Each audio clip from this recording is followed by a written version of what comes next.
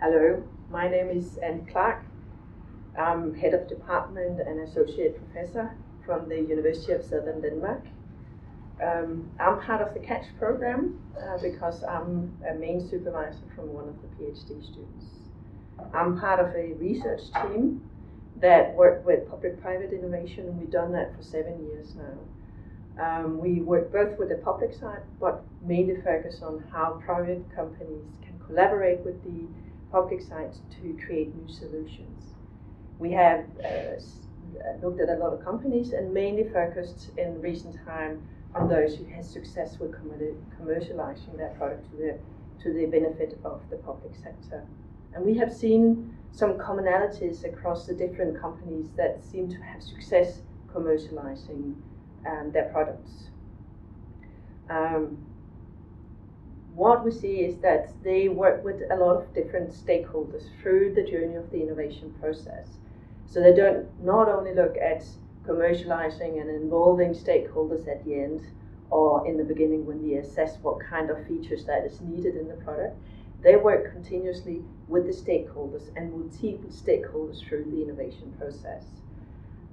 So that means they work with doctors, nurses, managers, the purchasers, etc. in the project. But what I mainly will talk about here is that they go in and then look at the values, and it's very important for them not only to look at the values that the immediately collaborative partners have and their needs, they look at the values that the different multiple suppliers or stakeholders have within this, within the hospitals, as an example, when it comes into cancer. So what we have looked at is different kind of values. The one you see here is a triangle containing different sort of values. It's functional values, it's financial values, emotional and intangible values. So they go in and define clearly what kind of values do the different stakeholders have that we need to fulfill in this project. But importantly as well, they don't not only look at the value, they also look at the barriers that the product might create. So when you create value for, as an example, a doctor, you might create some barriers for the nurses into this. So you need to understand both values and barriers that you create so that most of the stakeholders is positive towards your product when you finalize it. But also including the stakeholders and their values in the process.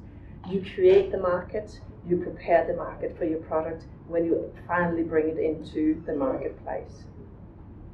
So based on this value discussion and barrier discussions, you prepare your product much better to the market than if you only have it at the beginning or in the end.